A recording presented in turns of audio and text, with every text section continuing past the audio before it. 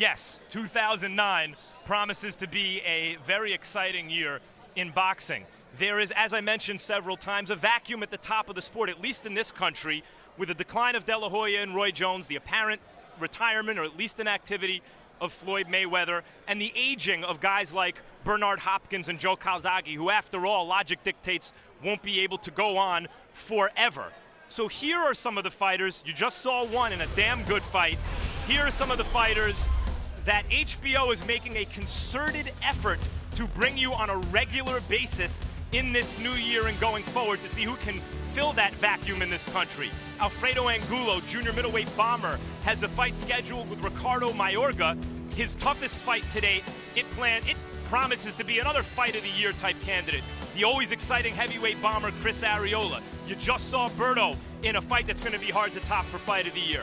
The best of the young light heavyweights, and really Joe Calzaghe's legitimate mandatory contender Chad Dawson.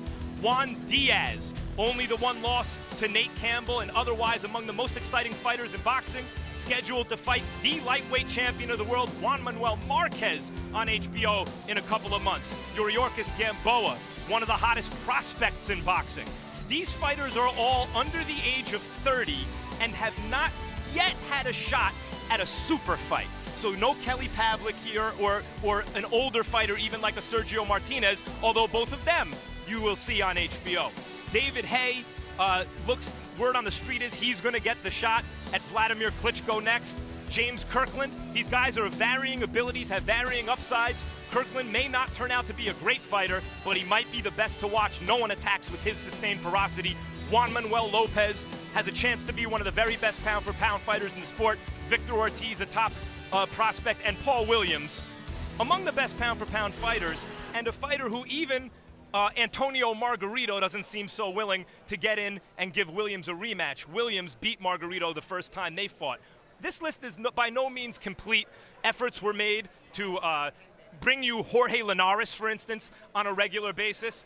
They were futile. He has promotional obligations overseas that make it unlikely or at least difficult to assure continued appearances here on this air in this country. And Edwin Valero also, because of legal issues overseas, difficult to guarantee it. So it's not that we have everybody in the world, Bob, that you want to see, but just about every fighter that makes must-see TV for boxing fans will be in, and hopefully will be in tough, and we could only wish this tough going forward. It's like going to a restaurant saying, do I want the great steak or the fabulous lobster? I mean, the possibilities are tantalizing, and we got things started in 2009 with Andre Berto and Luis Collazo. Now, you would say, wow, what an appetizer. That was a meal in itself, but the meals continue because, let's face it, the guy in the welterweight division, although Andre Berto has a belt, and with Paul Williams possibly moving out of the division, the man to beat is Antonio Margarito, and Antonio Margarito has a big fight next week against a guy who always comes in the big fights, Shane Mosley. It's a fight you don't want to miss.